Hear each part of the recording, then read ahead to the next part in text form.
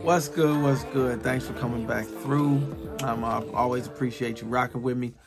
We've reviewed this shoe a number of times already, so I'm going to keep this one a little bit briefer than most. We're going to go over some of the new features on this particular special edition, but man, I'm glad I got my hands on it. So today, we are going to be talking about the Y-3 Ultraboost 21. I mean, I can't say enough good things about it. You already know that 21 is prevalent in my collection. I love the 21. It's one of my favorite shoes. But this one was more about the economy. It's a lot. It's a lot. It's a lot. It costs a good coin. And I had to get to that place in my head where I was getting the value out of a shoe like this versus what I could be purchasing from a normal Ultraboost 21. You do get different materials. You do get elevated materials. I feel you get some functional things that are happening. You get enough size differences where the tooling, the main body midsole, outsole, and mine is dirty. I already been wearing mine. But that main outsole, midsole tooling is actually the same, but everything above it is different. So you, in effect, are getting a different shoe on top of this. The elevated materials themselves, we're going to talk about them. I love what they did with the toe cap and some things. So let's get into it. We're going to be talking about the Y-3 Ultraboost 21. So the box is beautiful. Spartan box, just plain Y-3 imprint, label, no paint, no color. The insoles are your basic Ultraboost insoles with the Y-3 imprint. They tend to slip, so watch out for that. The shoes were heavily wrapped in paper, and then they came with Y-3 card and extra laces.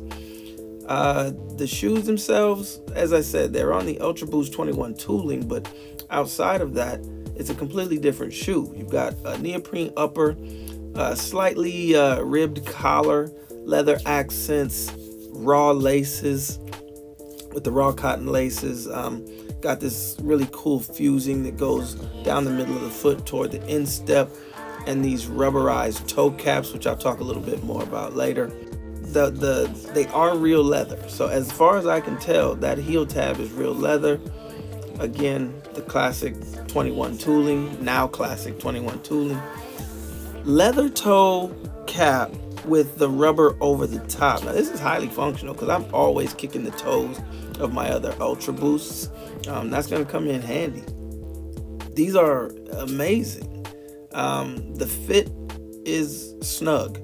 So in my estimation, you would need to go up a half a size. Now I wear a 12, I got a 12.5, and then I have swapped out my insoles with a pair of Boost insoles. So I use the Try My Way insoles.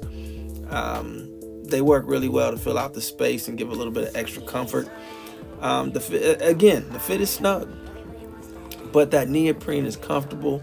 It's gonna make for a good winter wear. As you can see, I can get some scuffs on them already, but that doesn't bother me. I spent that much on these shoes. They're going to be a daily wear. I'm gonna knock around in them. I'm gonna wear them almost like dress shoes. You can dress them up or down. Here I'm, rocking them with my joggers, but wearing jeans or slacks with them, they'll fit just fine as an elevated sort of casual sneaker.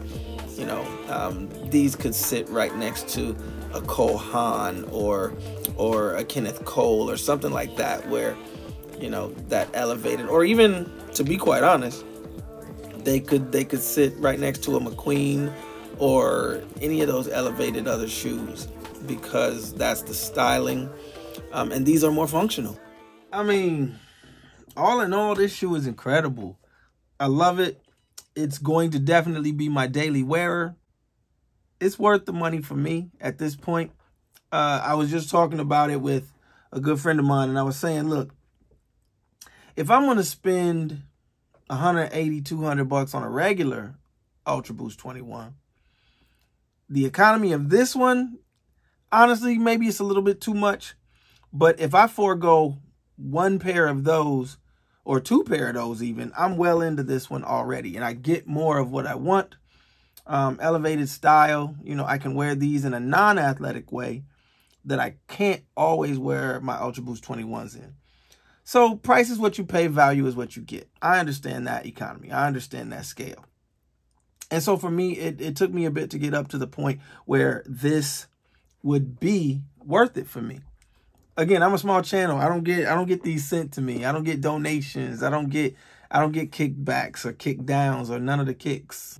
I buy what I like, and I have to sometimes wait for that. I have to sometimes build up to that moment, or build up to saving that much money or feeling like it's worth it for me. But at this point, I'm starting to move into more special editions rather than the others. Now, not because they're just boutique or hype shoes, but because there's a noticeable difference in quality. I don't think Yeezys are a noticeable difference in quality. I don't think, you know, Travis Scott's and some of these others, their special makeups, they might have some design features, but I don't think that they're a noticeable bump in elevated quality. These, however, yeah, these get the bump. These get the bump in quality. The materials are completely different. In effect, you're getting a different shoe that just happens to be under that same moniker. So I'm loving it. I'm loving it. I will say, if they were 50 bucks cheaper, if you can find them, you know, 50, 25 bucks cheaper, that would go bananas. Like, I would be all off for that, because they would barely be incrementally more than a regular Ultraboost. But at this point, again, save up, skip one of the pairs that I think I might like, colorway that I've got colorways sitting here that I don't even wear anymore, because they were momentarily intriguing. I could have skipped those and got the black ones of these, because these are going to get dirty. I already know it, so I got to get my cleaning game up. That's it. Thanks for coming through. Appreciate you. We'll be talking a little bit more about some other things, and I'll be on the lookout for more of this kind of stuff. So come back through. Peace.